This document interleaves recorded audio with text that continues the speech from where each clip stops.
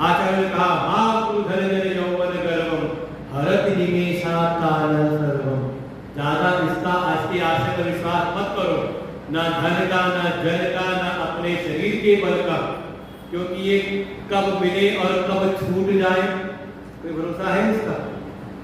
कोई भरोसा नहीं।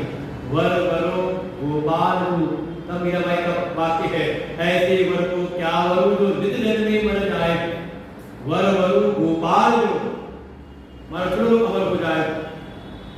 हाँ, ये जितने भी संसार के आपने आशय पकड़े हैं, चाहे शरीर का, चाहे धन का, चाहे जन का, परिवार का, और इसको अथा करके दुनिया के जो भी संसाधनों को आपने आशय बनाया है, सब के सब है अनित्य। नित्य तो केवल और केवल एक है प्रभु परमात्मा। कहते भगवान के अतिरिक्त कोई और नित्य आश्रय है नहीं। अर्जुन ने उस आश्रय को दृढ़ किया है, यही है अर्जुन की पात्रता। इसलिए भगवान ने अर्जुन को निमित्त बनाया है, क्योंकि अर्जुन ने वर्ण किया है भगवान का, दृढ़ता से वर्ण किया है, और परिणाम में फिर भगवान वर्ण करते हैं अर्जुन का, और उसको निमित्त बना करके इस गीता के तत्व उपदेश को प्रकट करते हैं हम सारे जग के कल्याण के लिए। लेकिन माध्यम बने हैं अर्जुन, और माध्यम बनाने के लिए भी भगवान ने लीला की हो कि पहले अर्जुन के भीतर मोह को उत्पन्न कराया है। जब अर्जुन ने कहा कि दोनों सेनाओं के बंद खड़ा करिए, मेरे रथ को मैं देखना चाहता हूं किससे किससे युद्ध करना है, भगवान लेकर के गए और भीष द्रोण के सामने रथ को खड़ा कर दिया, और सामने पितामह भीष्म आचार्य द्रोण को देखा, और अर्जुन के भीतर मोह प्रकट होता है। और उस मोह के कारण अर्जुन ने अनेकों अनेकों तर्क प्रस्तुत किए हैं कि युद्ध करना किसी भी प्रकार से उचित नहीं है। और भगवान फिर अर्जुन के मोह का नाश करने के लिए, तो जब तक जीव मोह से ग्रसित है तब तक उसको शोक से कोई बचा नहीं सकता। समझे? ये एक के दो पहलू है। जीवन में शोक है किसी के, जीवन में विषाद है, तो कहीं ना कहीं उसके चित्त में मोह होगा। बस ये मोह ऐसी चीज है ना, वो किसी भी यंत्र में पकड़ में नहीं आती। ये बीमारी, मोह रूपी जो बीमारी है ना कोई दुनिया का डॉक्टर जान सकता है, ना कोई यंत्र जान सकता है। एक्सरे में भी नहीं आएगा, अल्ट्रासाउंड में भी दिखाई नहीं देगा, और क्या कर सकते हो, MRI इसमें भी नहीं आने वाला मोह। ऐसी बीमारी है। और जो मोह से ग्रसित रहता है ना, वो मानने को भी तैयार नहीं होता कि मेरे भीतर मोह है। जैसे अर्जुन ने प्रारंभ में कभी स्वीकार नहीं किया कि मेरे भीतर मोह आया हुआ है, मोह के लक्षण प्रकट होते हैं। और वही जब मोह के लक्षणों को देख करके भगवान उपदेश करते हैं अर्जुन को, तो सुनते सुनते यही अर्जुन, देखो मोह को पहले स्वीकार नहीं किया कि मेरे अंदर मोह आया है, लेकिन अनेकों तक रखता है युद्ध न करने के, युद्ध से पलायन करने के, और युद्ध उसका अपना कर्तव्य है, छात्र धर्म है। अपने कर्तव्य से पलायन करने के अनेकों तर्क रखता है, लेकिन ये नहीं स्वीकार करता कि मैं मोह से ग्रसित हूं।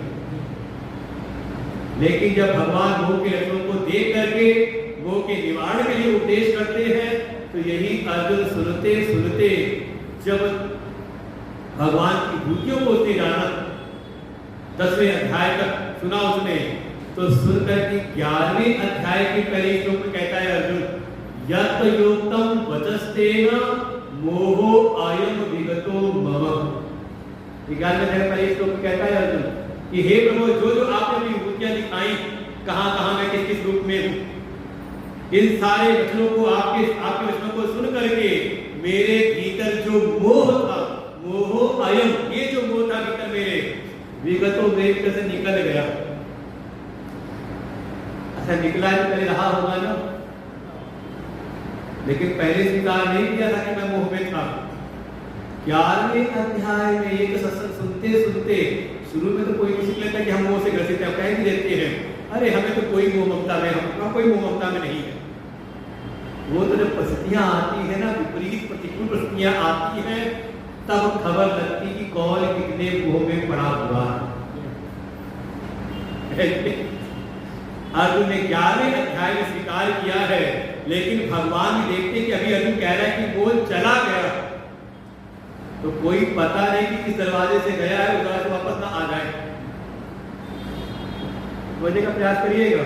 जैसे हम भी आते हैं सत्संग में, तो जब एक दो दिन सत्संग सुनते हैं, कुछ दिन सत्संग सुना, लगता है कि हाँ हम भी मोह में पड़े हुए थे। क्योंकि अभी लक्षण बताएंगे ना मोह के, कि मोह के लक्षण क्या होते हैं, तो आपको भी लगेगा कि हाँ हम भी मोह में पड़े हुए हैं। चलो आज सत्संग सुना तो हमारे भीतर का भी मोह निकल गया। कहाँ गया निकल करके? कहाँ मोह का प्रवेश हुआ ही सत्संग में? कहाँ गया? जब आप सत्संग महल सत्संग में से सभागार में अंदर आए तो वही बाहर जाकर रहा चप्पल के ऊपर आपके, और जैसे ही सत्संग से वापस निकले चप्पल जूते में पैर डाला तो मोह फिर सवार हो जाता है। होता है कि नहीं? ये अपनी नाम कहानी है। सत्संग में होता है कि हाँ सब समझ में आता है, भगवान, आत्मा, परमात्मा, ईश्वर, जीव जगत सब समझ में आता है, सारा मोह लगता है शिथिल हो गया, मोह निकल गया। और सत्संग के बाहर जब गए तो वो लगता है मोह फिर आ गया। भगवान समझ गए कि अभी तो मोह गया है ना, कोई पता नहीं फिर तो आकर के लग जाए अगर के ऊपर। भगवान चुप नहीं होते, पुनः पुनः सुनाते हैं, और सुनाते सुनाते 12वां 13वां 14वां 15वां 16वां 17वां 18वां अध्याय सुना दिए।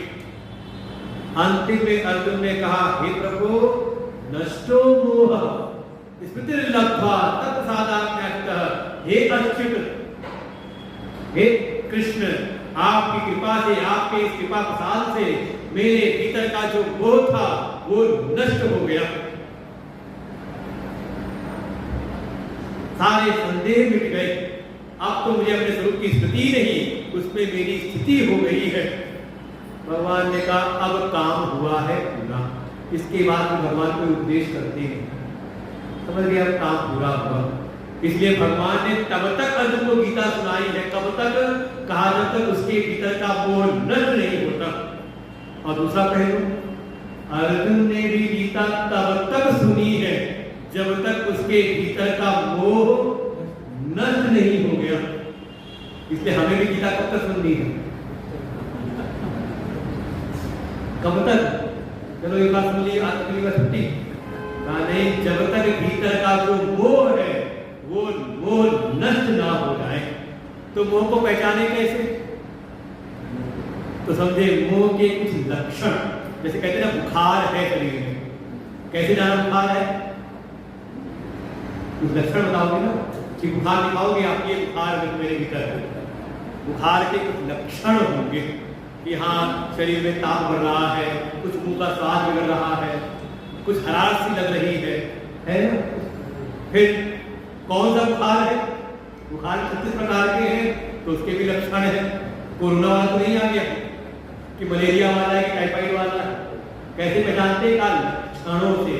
तो ऐसे ही मोह को भी भगवान ने, जो अर्जुन ने पहला अध्याय और दूसरे अध्याय के प्रारंभ में जो वचन कहे हैं, भगवान चुपचाप सुनते हुए जान गए कि अर्जुन में देखो लक्षण नंबर 1 प्रकट हुआ है, लक्षण नंबर 2 प्रकट हुआ है, लक्षण नंबर 3 प्रकट हुआ है, लक्षण नंबर 4 प्रकट हुआ है, अर्थात अर्जुन मोह से ग्रसित है।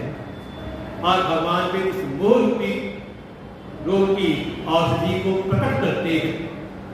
तो पहला लक्षण अर्जुन ने जैसे ही कहा कि इन महापुरुषों से युद्ध करने से तो अच्छा ये है श्रेयो भोक्तुम भैष्मपीह लोके। जो अर्जुन स्वतः अपने छात्र धर्म शक्ति धर्म के तत्पर हुआ था, स्वयं आकर के खड़ा हुआ था युद्ध करने के लिए, अपने कर्तव्य पद पर आया था, जरा सी विकट परिस्थिति को देखा तो अपने स्वधर्म से पलायन करने लगता है, पर धर्म का अनुष्ठान के लिए सोचता है।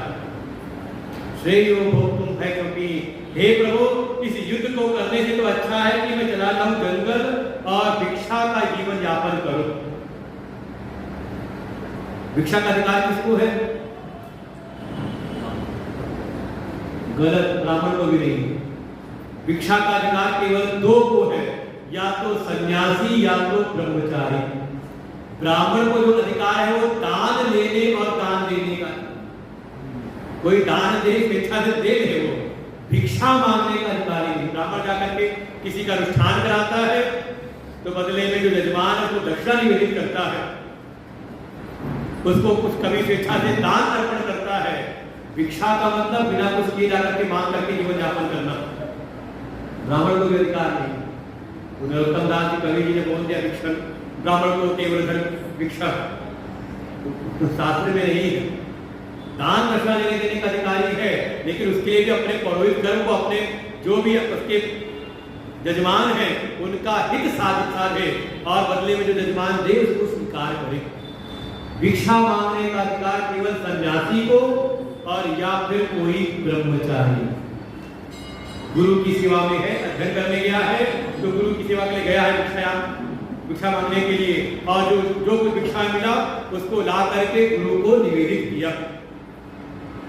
समझे, ये शास्त्रीय बातें हैं सब पक्की पक्की। तो ना तो अर्जुन इस समय ब्रह्मचारी है, बल्कि कौन है, ब्रह्मचारी आश्रम में नहीं, गृहस्थ आश्रम में है, और ना तो सन्यासी है।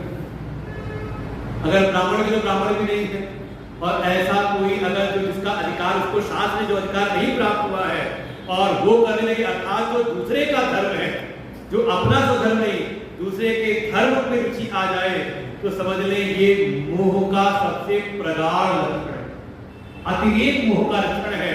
जब व्यक्ति अपने स्वधर्म को भूल करके दूसरे का धर्म उसको अच्छा लगने लगे।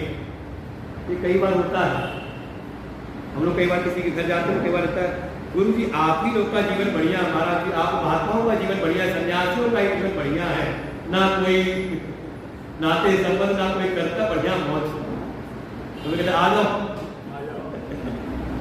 क्या हुआ, कुछ चीजें देख करके हमें दूसरे का धर्म अच्छा लगने लगा। अरे घर में खटपट हो जाती है तो घर को भी खटपट चल बाबा के घर पर, क्या हुआ कि यहाँ खटपट हुई, लगता है सब दुनिया सब देश सब बेकार है, कोई अपना नहीं है, और चले गए जा रहे गुरु जी के आश्रम में। अच्छा चले गए गुरु जी के आश्रम में तो वहां का नियम संयम नहीं होगा क्या, वहां तो कटाकी नहीं होगी, वहां भी तो कटाकी हुई तो कहता है इससे अच्छा तो अपना घर ही था। क्या हुआ, परधर्म का अनुष्ठान, जो हमारा धर्म नहीं है, जो अपना कर्तव्य नहीं है, दूसरे का कर्तव्य अच्छा लगना। यहाँ देखिए आप देख सकते हो, जैसे कोई विद्यार्थी है, उसका धर्म है विद्या का अर्जन, लेकिन वो विद्यार्थी जीवन में विद्या में रुचि ना आए और दुनियादारी रुचि ले तो विद्यालय जाए विद्या अर्जन ना करे और वहां नेतागिरी लग जाए तो क्या कर रहा है वो, परधर्म का क्षण कहीं ना कहीं मोह भीतर है। हमारे मुझे दृष्टांत और देते हैं, घर का घर के दृष्टांत देते हैं। जैसे माता पिता तो सो रहे हैं, बच्चे के स्कूल का टाइम हो रहा है, और सवेरे कौन उठे, कहा दादी और दादा उठे, चलो पोते के लिए दादी लगे पोते का नाश्ता बनाने के लिए, और दादाजी ने उठाया फिर पोते का बस्ता, और चलो स्कूल छोड़ करके आता हूँ इसको। क्या हुआ, सास कहता है जिस दिन हमारा पुत्र पिता बन जाए उस दिन अपने पुत्र के प्रति कोई कर्तव्य नहीं। अब कर्तव्य उसका क्या है, अब समय है तो थोड़ा भगवान की उपासना करे, थोड़ा स्वाध्याय करे, थोड़ी साधना करे, अंतर्गत की शुद्धि, थोड़ा ज्ञान की प्राप्ति के लिए प्रयास करे। सत्संग में न जाए इसलिए कहा वो स्कूल से लाने का टाइम था पोते को। क्या हुआ ये, पर धर्म का अनुष्ठान और सूक्ष्म रहस्य है। कहा अच्छा चलो ये नहीं है, इतना बोल नहीं, पर धर्म का अनुष्ठान नहीं, दूसरे के धर्म में हमारी रुचि नहीं हो रही। या कई बार ऐसा होता है कि दूसरे के धर्म अच्छे लगने लगते हैं तो अपने स्वधर्म को छोड़ करके उसमें लग गए, ना तो उधर के हुए ना इधर के रहे, ये स्थिति हो जाती है। दूसरा कहा मोह का थोड़ा कम, इतना नहीं, ये तो अतिरेक है, इससे थोड़ा कम हुआ तो का परधर्म का अनुष्ठान तो नहीं करता, लेकिन जो उसके अपने स्व कर्तव्य है, स्वधर्म है, उसका वो कर देता है त्याग। अर्जुन ये बात कहते हैं ना योस्ति गोविंदम उक्ता तुष्टि मोह, हे प्रभु मैं युद्ध नहीं करूंगा। क्या हुआ, चलो अब परधर्म की बात नहीं कह रहा, दीक्षा की बात नहीं कह रहा, नहीं कह रहा है कि जो उसका स्वधर्म है कर्तव्य उसको भी नहीं करूंगा, अपने स्वधर्म का त्याग। चलो ठीक है, परधर्म नहीं करना, लेकिन विद्यार्थी पढ़ाई नहीं करता अपने आप, जो अपने स्वधर्म अपने कर्तव्य का ही पालन ना करे, कोई गृहस्थ में है अपने कर्तव्यों का दायित्व का पालन ना करे, कहीं जा नहीं रहा घूमने फिरने, बहुत मस्ती करने नहीं जा रहा, घर में पड़ा है तो घर में अपने कोई कर्तव्य है, स्वतः उसको संज्ञान में नहीं आता कुछ। क्या हुआ? का स्वधर्म का त्याग, ये भी मोह का लक्षण है। समय पर अपने स्वधर्म का बोध ना होना कि मेरा क्या कर्तव्य है, मुझे क्या करना चाहिए, ये भी मोह का ही लक्षण है। तीसरा लक्षण कहा, अगर इतना भी मोह ना हो तो कर्ता सब है, लेकिन बिना फल के कुछ करने को तैयार नहीं होता। भले इच्छा फल से संयुक्त होकर के बिना फायदे के कोई काम नहीं करता। हर चीज में लाभ हानि को देख करके ही अपने कर्तव्यों में लगता है। कर्तव्य वास्तव में ये तो हमें करनीय है, करने ही चाहिए, लेकिन हर चीज को बच्चे पढ़ाने के लिए, अरे पढ़ लेगा तो ये सब, अरे हाँ वो कहते हैं हम लोग को दिया जाता था, पढ़ लोगे pass, first number first division pass हो गए तो साइकिल मिलेगी। हाँ अब मन लग रहा है पढ़ने। ये क्या हुआ? प्रलोभन। कहीं ना कहीं फल से सीमित होकर के जो कर्म में लगता है, लाभ हानि को चिंता करके अर्जुन ने ये बात व्यक्त की है, यद्वा देव दीवानुरेव, हे प्रभु हमें तो ये भी नहीं पता कि इस युद्ध का परिणाम क्या होगा, हमारी विजय होगी या वे हमें जीत लेंगे। तो कहीं ना कहीं फल चली गई ना, ये भी मोह का लक्षण है। और चौथा, मांग फल से रहित संयुक्त होकर के बिना करे, आकांक्षा ही बहुत ना हो, लेकिन चौथा लक्षण होता है जब कुछ करता है तो कर्तृत्व के साथ में, कर्तापन के भाव के साथ में, अहंकार से संयुक्त होकर के, देखा मैंने कितना बड़ा कार्य कर दिया, हम कुछ नहीं चाहते फिर भी काम में लगे रहते। सुना होगा अहंकार का अहंकार, अगर भीतर अपने कर्तृत्व का अभिमान बहुत है तो ये भी मोह का लक्षण है। और इन चारों लक्षणों का निवारण भगवान को तीसरे अध्याय में बताएंगे। सब सूत्र याद रखना। मोह का अतिरेक लक्षण है, पर धर्म का अनुष्ठान जो मेरा कर्तव्य नहीं उसमें मेरी रुचि बनी हुई, समय के अनुसार अपने स्वधर्म का ध्यान नहीं। दूसरा कहा स्वधर्म का क्या, ठीक है परधर्म नहीं कर रहे तो अपना भी जो स्वधर्म है, अपना जो कर्तव्य उसमें हमारा कोई ध्यान नहीं। तीसरा, अगर ध्यान है तो फायदे को देख करके ही, फायदा नुकसान देख करके, तो कहा ये भी मोह का लक्षण। और चौथा, अगर कर्तव्य के मान के साथ, अभिमान के साथ करते हैं तो ये भी हम मोह में ग्रसित हैं। अर्जुन के भीतर भगवान के, अर्जुन ने भी कहा मैं इन सबको मारने वाला बनूंगा। क्या हुआ? अहंकार। भगवान ने इन लक्षणों को देखा और इन लक्षणों के निवारण के लिए ही अर्जुन के सामने गीता का उपदेश किया। और दूसरे अध्याय में जो अर्जुन विषाद से ग्रस्त हैं, भगवान ने एक लक्ष्य निर्धारित किया कि जीव का मुख्य जो लक्ष्य है वो है ब्राह्मी स्थिति की प्राप्ति करना, मोक्ष की प्राप्ति, निर्वाण पद की प्राप्ति करना उसका परम लक्ष्य है, जिसकी प्राप्ति केवल और केवल ज्ञान से हो सकती है। ज्ञान ही उसका साक्षात साधन है। तो ज्ञान की महिमा बताई और साथ ही साथ अर्जुन के सामने फिर उस ज्ञान योग की पात्रता कैसे उत्पन्न हो, उसके लिए कर्मयोग की बातें कही। और अर्जुन को कहा, बार बार कहते तेरा कर्म ही अधिकार, तू कर्म कर। जब ये दो प्रकार की बातें कही सुन करके अर्जुन के मन में ये जिज्ञासा उत्पन्न हुई, एक संदेह आया और उसको जिज्ञासा के रूप में भगवान के सन्मुख व्यक्त करते हैं। हे कृष्ण, हे जनार्दन, हे जीवों का कल्याण करने वाले, हे प्रभु, जब आपके मत में ज्यायसी कर्मणः बुद्धि, आपके मत में तेतव मता, आपके मत में जब कर्म की अपेक्षा ज्ञान श्रेष्ठ है, आप ऐसी बातें कर रहे हो कि हाँ ज्ञान के द्वारा मोक्ष प्राप्ति हो सकती है, परम श्रेय की प्राप्ति हो सकती है, तो फिर आप मुझे तत्किम, फिर आप मुझे इन घोर कर्मों में क्यों लगाते? तत्किम कर्मणि घोरे कर्मणि नियोजयसि मां, फिर आप मुझको इस घोर कर्म में, क्योंकि कर्म भी चलो किसी की सेवा करनी हो, जब अनुष्ठान करना समझ में आता है, ये कर्म भी कैसा है? हिंसा से युक्त है, यहाँ लोगों का वध करना पड़ेगा। इस युद्ध रूपी कर्म मुझको क्यों आप नियोजित कर रहे हो, क्यों आप उसको लगा रहे हो? कहने का तात्पर्य ये है, जब कर्म कहीं ना कहीं बंधनों में डालने वाले हैं तो आप उसको इन कर्मों में क्यों लगा रहे? आप सीधे जो कर्म बंधनों से मुक्ति का जो साधन ज्ञान है, आप सीधे मुझको उसमें लगेंगे क्यों नहीं कहते? हे प्रभु, मैं तो आपकी शरण में आया था, ये मेरी बुद्धि में जो मोह सा हो रहा था, मैं निश्चय नहीं कर पा रहा था कि मेरा क्या कर्तव्य है, मैं क्या करूं। धर्म संपूर्ण चेता, मेरा धर्म के विषय में सम्मोहित हो रहा था, तो मैं तो आपकी शरण में आया था कि मेरी बुद्धि का ये जो मोह है वो दूर हो जाए। लेकिन प्रभु, आप तो, मैंने कहा था यश्रेयस्यात् निश्चितं ब्रूहि, जिसमें मेरा कल्याण हो वो एक निश्चित करके आप उसको मार्ग बताइए।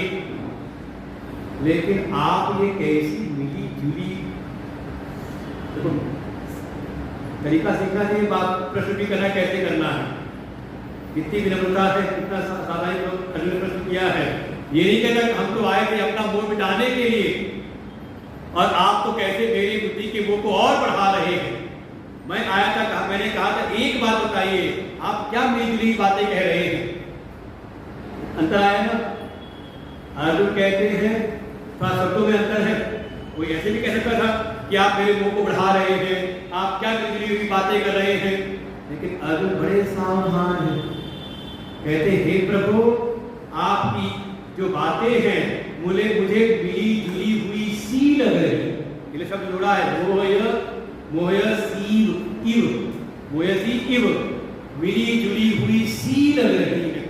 मैं तो आया था अपनी बुद्धि के मोह को मिटाने के लिए, लेकिन लग रहा है कि मेरी बुद्धि और ज्यादा मोहित सी हो रही है। जैसे अर्जुन बड़े सावधान हैं, कहते हैं, हे प्रभु, शायद हो सकता है आपने बिल्कुल स्पष्ट बताया हो। आपने जो भी बातें कही थी, जो सिद्धांतों को बताया था, शायद आपने स्पष्ट बताया हो। लेकिन प्रभु, आप मेरी बुद्धि को देखो ना, मेरी सामर्थ्य को देखो ना। शायद मेरी उतनी सामर्थ्य नहीं कि मैं आपकी बातों को स्पष्ट समझ सकता। मुझको तो ऐसा लग रहा है जैसे आपने मिली जुली हुई थी, व्याम स्टेट इव, मिली जुली हुई सी आपने बातें कह दी। एक तरफ कहा ज्ञान श्रेष्ठ है, फिर मुझको लगा कहा कर्म में लगो, और पुनः फिर आपने ज्ञान की महिमा बताई अंतिम में। वही तो बुद्धि और ज्यादा, आप हो सकता है मेरी बुद्धि के मोह को मिटा रहे हो, लेकिन मेरी बुद्धि तो और भी ज्यादा मोहित सी हो रही है। मुझे लग रहा है जैसे आप और मोहित सी कर रहे हो।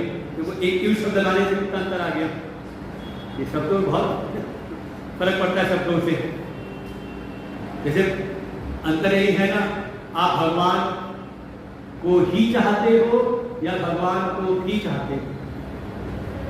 अंतर है कि यहाँ भले कह लो भगवान को ही चाहते हैं, लेकिन जब भगवान के मंदिर में जाओगे तो लिस्ट थोड़ी लंबी होती है। सब मानते तो आप भी मिल जाना, आप भी मिल जाओ इसी दुनिया तक। सब तो बड़ा अंतर है।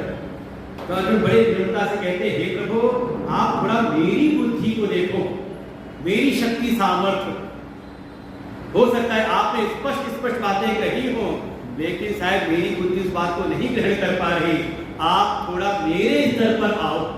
और देखो, ये आचार्य का गुण होता है, ये गुरु का एक गुण होता है।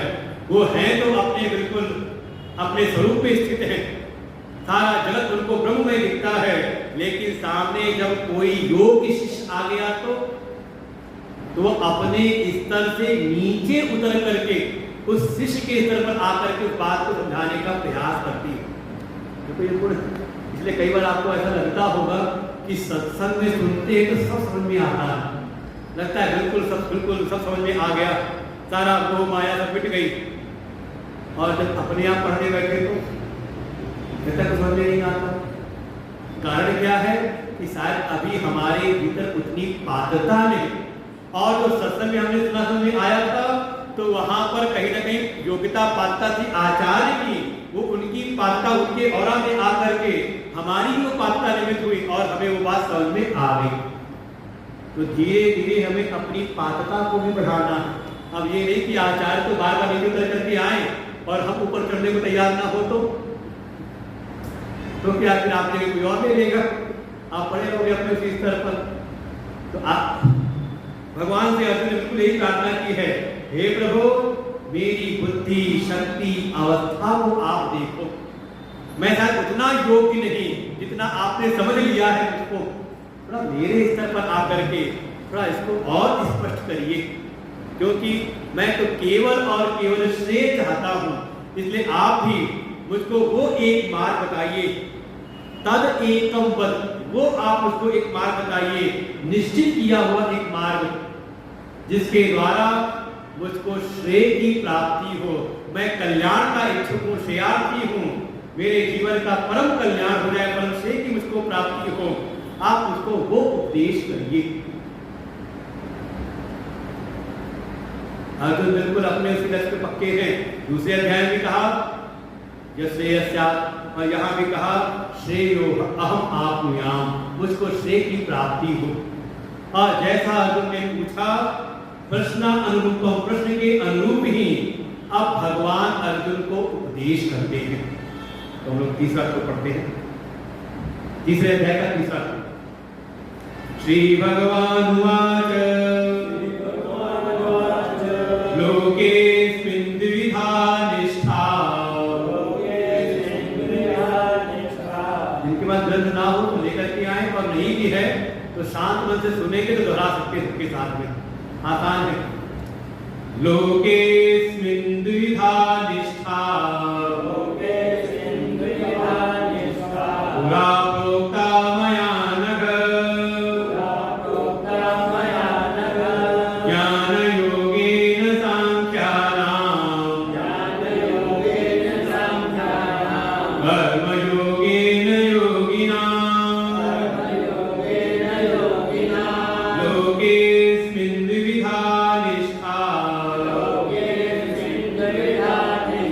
पुरा प्रोक्ता मया नघ, ज्ञानयोगेन सांख्यानां, कर्मयोगेन योगिनां। सबसे पहले अर्जुन दो बातें कही हैं प्रश्न में। पहली बात तो जब कर्म बंधन में डालने वाले हैं तो उसको इन घोर कर्मों में क्यों लगाते हो? जब कर्मों के द्वारा सीधे मोक्ष की प्राप्ति परम श्रेय की सिद्धि नहीं होती तो उसको कर्म में आप क्यों लगाते हैं? और दूसरी बात दूसरे श्लोक में कही थी कि आपने ये मिली जुली हुई सी बातें क्यों कही? व्यामिश्रेण, ये मिली जुली सी बातें आपको अलग अलग करके स्पष्ट बताओ ना, एक बात बताओ, ये दो चार बातें मत बताओ कि ये भी है, ये भी है, ये भी है, और फिर कहा ये कर लो। तो मेरा मन ऐसे होता है ना, किसी को सीधे एक बात बता दो, एक रास्ता बता दो। जैसे यहाँ से जाना था तो माता जी रास्ता बताने लगे, उन्हें किधर चलना है, घर जाएगा लेकिन बाएं, उन्हें कहा दोनों जा सकते। हमने कोई एक बताओ, तो उन्हें कहा बाएं चलो, तो चल दिए। अच्छा कहे दोनों जा सकते हो तो बल्कि की बात नहीं। अब जो स्टेरिंग पे बैठा हो गाड़ी चलाने वाला और दिल्ली का ट्रैफिक हो तो क्या करे वो? तो ऐसा होगी कि नहीं होगी? तो वही अर्जुन भी कहता है ये मिली जुली हुई सी बातें तो कहते सीधे साफ साफ बताओ, स्पष्ट। तो सबसे पहले जो अर्जुन ने ये बात कही कि मिली जुली हुई थी, तो भगवान पहले इस बात का उत्तर देते हैं कि मैंने कोई मिली जुली हुई सी बातें नहीं कही है, बल्कि मेरे द्वारा तो पूर्व में से ही लोके अस्मिन लोके द्विविधा निष्ठा, अस्मिन इस लोक, अस्मिन माने इस लोक में दो प्रकार की निष्ठाओं का वर्णन मया प्रोक्ता, मेरे द्वारा ही किया गया है, मेरे द्वारा ही कहा गया है। कब का? पूरा मतलब सर ये सृष्टि के प्रारंभ से ही, सृष्टि के प्रारंभ से ही दो प्रकार की निष्ठा, दो प्रकार के मार्गों का निरूपण स्वयं मेरे द्वारा ही कहा गया है। और भगवान अर्जुन थोड़ा पेट संबोधित करते हैं, संबोधन देते हैं, हे अनग। देखो अर्जुन ने जो बातें कही पूछी, भगवान ने स्पष्ट बातें कही थी अलग अलग, लेकिन अर्जुन ने कहा कि उसको बड़ी मिली जुली सी लगती बातें आपकी, मुझे क्यों कर्म में लगाते हो? तो भगवान जैसे उसको थोड़ा उत्साहवर्धन के लिए कहते हैं हे अनग, हे निष्पाप। जैसे कई बार होता है किसी की बातें बड़ी भोली सी लगती हैं, अरे ये बहुत मासूम है, बहुत भोला सा है, भोलेपन से ये बातें निकली हैं, कहते हैं ना। भगवान उसी प्रेम से कहते हैं हे अनग, अग माने पाप, और जो पाप से रहित हो, निश्चल भाव से हो, तो कहते हैं हे अनग, हे निष्पाप अर्जुन, तुमने जो बातें कही हैं ये मिली जुली हुई सी नहीं, मेरे द्वारा मया प्रोक्ता, मेरे द्वारा ही कही गई हैं। कब? सृष्टि के पूर्व में ही, पूर्व से पूरा प्रोक्ता। क्या? 2 प्रकार की निष्ठाएं कही गई हैं। कौन कौन सी? ज्ञान योगेन सांख्यानाम, कर्म योगेन योगिनाम। जो सांख्य योगी हैं, सांख्यों के लिए जो थोड़ा तत्व का चिंतन करने वाले हैं, भगवान भास्कर ने अच्छा निरूपण किया सांख्य कौन है। 2 प्रकार के अधिकारी हैं, इसलिए 2 प्रकार के अधिकारियों के लिए, 2 प्रकार की योग्यताओं वालों के लिए 2 प्रकार के मार्ग सृष्टि के पूर्व से ही मैंने कहे हैं। हमारी कितनी बात से और नीचे जाना, कौन कौन से पात्र हैं, थोड़ी अपनी परंपरा को हम समझें। देखो हमारे जीवन का वर्गीकरण 2 प्रकार किया गया है, एक तो वर्ण परंपरा और दूसरी आश्रम परंपरा। तो वर्ण परंपरा तो है ब्राह्मण क्षत्रिय वैश्य शूद्र, उसको भी समझना हो तो 4थे अध्याय में अच्छे से वर्णन किया है। वर्ण व्यवस्था हर समाज के लिए उपकारी है, आवश्यक है, उसका कभी आप निषेध कर नहीं सकते। हाँ, जो समस्या है वो वर्णवाद से उत्पन्न हुई, समझना होगा। 4थे अध्याय पढ़ने के लिए बुलाना पड़ेगा आपको, इसलिए बता रहे हैं, क्योंकि 4थे अध्याय में आता है चातुर्वर्ण्यम मया सृष्टम गुणतर विभागशः। भगवान ने कहा चारों वर्ण की व्यवस्था मेरे द्वारा स्थापित की गई है, तो भगवान के द्वारा स्थापित है तो उसमें कोई दोष हो नहीं सकता। अगर दोष दिखता है तो हमारी दृष्टि में दोष है, उसके निवारण की आवश्यकता है। क्योंकि कोई भी समाज इन चारों वर्णों से अछूता नहीं रहा, सभी जगह 4 वर्ग है, कोई नहीं कहता सबको एक बराबर बैठा दो, काम ही नहीं चलेगा समाज का। वर्गीकरण हर जगह पर और चल रहा है नियमित रूप से। तो और दूसरा है आश्रम व्यवस्था। तो हमारे 4 आश्रम हमारे अपने जीवन का वर्गीकरण किया हुआ है। प्रारंभ के जो 25 वर्ष 100 वर्ष औसत आयु मानी, प्रारंभ के 25 वर्ष का ब्रह्मचर्य आश्रम में रहो, फिर अगले 25 वर्ष का गृहस्थ आश्रम में, फिर तीसरा वानप्रस्थ और चौथा संन्यास आश्रम। ब्रह्मचर्य आश्रम सबको जाना है ना विद्या अर्जन करने के लिए। तो परंपरा थी कि कोई जाए गुरु के पास जाके ब्रह्मचर्य आश्रम में रहते शिक्षा का प्राप्ति करे, शिक्षा विद्या अर्जन करे, और फिर विद्या अर्जन करते हुए एक तो ऐसा है जिसके मन में अभी संसार की वासनाएं हैं, संसार उपलब्धि कुछ उपलब्धि प्राप्त करने की इच्छाएं भरी पड़ी हैं, पद प्रतिष्ठा ऐश्वर्य सम्मान प्राप्त करने की इच्छा है, तो वही फिर आचार्य से ज्ञान की प्राप्ति करके विद्या अर्जन करके आचार्य से अपना समावर्तन उनकी आज्ञा ले करके फिर प्रवेश करता है गृहस्थ आश्रम में, और फिर नीति पूर्वक धर्म पूर्वक पुरुषार्थ प्रयत्न करते हुए परिश्रम करते हुए अपनी इच्छाओं की वो पूर्ति करता है। अनीति पूर्वक नहीं, अधर्म का सहारा लेकर के नहीं, धर्म और नीति पूर्वक। और जब इच्छाएं पूर्ति करते करते फिर एक समय बाद संसार की वासनाओं से अपने मन को मुक्त करके वानप्रस्थ में प्रवेश करता है, और वहीं से अंतःकरण शुद्धि करते हुए संन्यास आश्रम में प्रवेश करके ज्ञान की प्राप्ति करता है। तो एक तो ये हो गया टू प्रॉपर चैनल। इन्हें कहा गया ये प्रवृत्ति के मार्ग वाले हैं, ये इनको कहा गया यहाँ पर ना कर्म योगे योगी नाम, ये हो गए योगी नाम जो क्रिया के मार्ग से कर्म के मार्ग से चलने वाले हैं। तो ऐसे लोगों के लिए जो क्रमशः ब्रह्मचर्य आश्रम से गृहस्थ आश्रम में, गृहस्थ आश्रम से वानप्रस्थ आश्रम में जाए, उनके लिए कर्म योग की निष्ठा का प्रतिपादन सृष्टि के पूर्व से भगवान ने स्थापित कर रखी है। और यहीं पर एक दूसरे हैं जो जन्म जन्मांतर के साधना संस्कारों के परिणाम स्वरूप वो भी आए, इस शरीर में आए और गए ब्रह्मचर्य आश्रम में गुरु के पास में। उसने भी जाकर के, उस ब्रह्मचारी ने भी, उस विद्यार्थी ने भी विद्या अर्जन किया, ज्ञान की प्राप्ति की, लेकिन उसके मन में संसार की कोई वासना नहीं, संसार की कोई उपलब्धि में कोई उसकी रुचि नहीं। और दिखाई देता कई बार, आप ही कहते हैं बच्चा है, इसका कहीं मन लगता नहीं कहीं संसार में। और कई बार ऐसे की शादी जबरदस्ती करा देते हैं, कहीं कुछ करता जबरदस्ती करा दो तो पूरा घर दुखी रहता है उससे। तो क्या हुआ? तो कहा ऐसा कोई जिसकी अभी संसार की मूड भी नहीं है, हाँ मूर्ख भी नहीं है, पागल भी नहीं है, बुद्धि में उसका जगा हुआ है, विद्वान है भाई, ज्ञान की प्राप्ति की, विद्याजन के विद्वान भी है, लेकिन उसके चित्त में संसार के विषयों की कोई वासना नहीं है। तो ऐसा जो है, जो थोड़ा तत्व का विचार करता है, क्यों, कहां, कैसे, जगत क्या स्वरूप क्या है, ईश्वर कौन है, मैं कौन हूं, ऐसे जिसके भीतर चिंतन चलता रहता है, का उसके लिए, ऐसे विषय वासनाओं से रहित के लिए भगवान कहते मैंने ज्ञान योग की निष्ठा बताई है। वो सीधे अगर निकल जाए, देखो एक तो जा रहा है ब्रह्मचर्य आश्रम से गृहस्थ से वानप्रस्थ और फिर संन्यास आश्रम में प्रवेश करके ज्ञान की प्राप्ति कर रहा है, उसके लिए कर्मयोग की निष्ठा। और दूसरा जो बिल्कुल प्रारंभ से ही विवेक से संयुक्त है, तत्व का विचार करने वाला है, जिसके मन में संसार के विषयों की कोई वासना नहीं, भगवान कहते हैं उसके लिए मैंने ज्ञान योग की निष्ठा बताई है।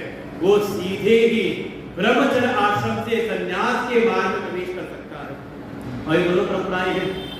हमारे गुरुदेव के ऐसे सन्यासी शिष्य हैं जो गृहस्थ आश्रम से क्रमशः निकल करके फिर संन्यास लिए हुए हैं, और हम लोग को गुरु जी ने सीधे ब्रह्मचारी आश्रम से ही संन्यास दे दिया। तो दोनों है, इसलिए कर्म की जो चर्चा है ना वो हम लोग के लिए नहीं है। किसके लिए है? आप लोगों के लिए है, जो अभी प्रॉपर चैनल में चल रहे हैं, गृहस्थ आश्रम में चलते हुए आगे बढ़ रहे हैं। तो ऐसी दो प्रकार की निष्ठाएं मैंने अलग अलग कही है। तो ये तो बात हो गई जो अर्जुन ने कहा था कि ये मिली जुली हुई सी बातें आपने कही हैं। भगवान ने कहा कोई मिली जुली हुई सी नहीं, जैसा अधिकारी है, जैसी योग्यता से संयुक्त व्यक्ति है, उसके लिए मैंने वैसी निष्ठा कही है। जिसके मन में अभी थोड़ी संसार की वासनाएं भरी पड़ी हैं, तो संसार की उपलब्धि की कोई इच्छाएं भरी पड़ी हैं, उसके लिए विधि बताई कि कर्म योग के मार्ग से, प्रवृत्ति के मार्ग से क्रमशः आगे बढ़े,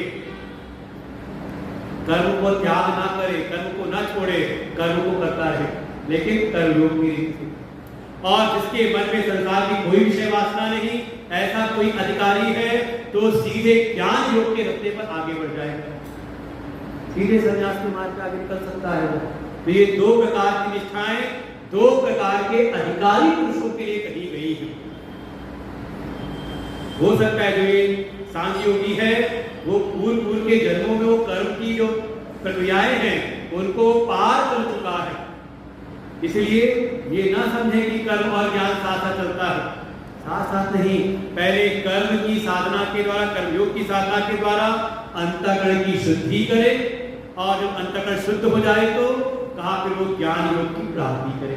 विकल्प भी कहा था ये तीन योग हैं, कर्मयोग, भक्ति योग और ज्ञान योग। कर्मयोग अंतःकरण की शुद्धि के लिए, भक्ति योग अंतःकरण की स्थिरता एकाग्रता के लिए, और ज्ञान योग अपने स्वरूप के विचार उत्थान के लिए। तो जैसा योग्य है, जैसी योग्यता है, जैसा अधिकारी है, उसके लिए अलग अलग दो प्रकार की निष्ठाओं का वर्णन किया है। हे अर्जुन, तुम अभी उस ज्ञान योग के अधिकारी नहीं हो, इसलिए तुम कर्म में अभी लगो। जो बाबा कहा कर्मणि ते अधिकार, तुम्हारा कर्म ही अधिकार है, वो इसीलिए कहा है। तो क्यों कहा ऐसा? देखिए अब अगले जो बात थी कि उसको क्यों कर्म में लगाते हो, अब उसका यहाँ पर उत्तर समाधान देते हैं। चौथा सूत्र पाठ कर लेते, बाकी चिंतन कर करेंगे। न कर्मणामनारंभात्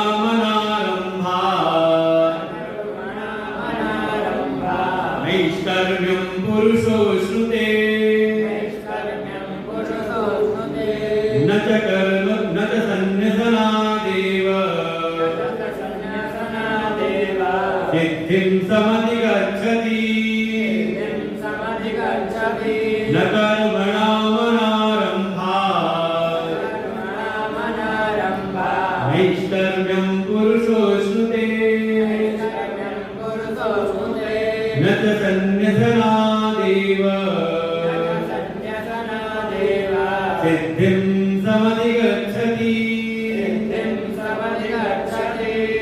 भगवान कहते हैं कर्म क्यों करना जरूरी है, क्यों कर्म लगा रहे हैं?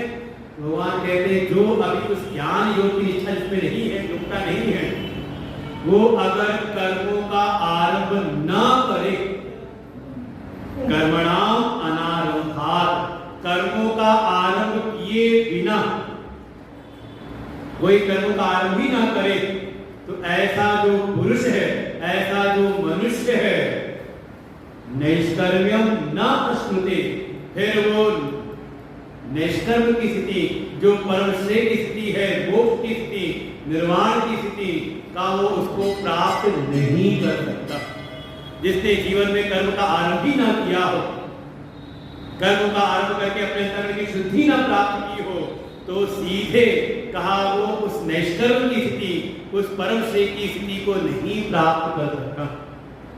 कोई कहे हम कर्मों से संन्यास ले ले, तो अभी ज्ञान की निष्ठा हुई नहीं और सीधे कर्मों को त्याग दे, तो भगवान के निषेध से कहते हैं और तो और संन्यासनात् केवल कर्मों के संन्यास मात्र से, अर्थात ज्ञान से रहित केवल कर्म संन्यास से न सिद्धिं समधिगच्छति, उस मनुष्य को परम सिद्धि कौन सी? श्रेय रूपी मोक्ष रूपी सिद्धि उसको नहीं सिद्ध होती। इसलिए कर्म का आरंभ करना भी अनिवार्य है। आगे विस्तार से हम लोग कर सुनेंगे। एक एक श्लोक बहुत गहन है और समझे, गीता जी की जो टीका है वो गीता से बढ़ के कोई और टीका नहीं है। भगवान एक सिद्धांत रखते हैं तो अगले श्लोक में पहले वाले सिद्धांत का विस्तार करते हैं। इसलिए अगर आप समय से नहीं आओगे तो क्रम जोड़ नहीं पाओगे, फिर आगे अगली बात समझ में आएगी। और आधा अगला जो ज्ञान होता है ना, बहुत खतरनाक होता है। इसलिए कोशिश करें ना 3:30 तो मतलब 3:45 बजे यहाँ पर आकर के उपस्थित हो जाए, जिससे कि 4 बजे जो आप सत्संग में प्रारंभ हो तो सीधे इधर की बातें हमें ना करनी पड़े, सीधे हम विषय पर आ जाए। और आपको देखेंगे एक श्लोक से दूसरा श्लोक जुड़ा हुआ है।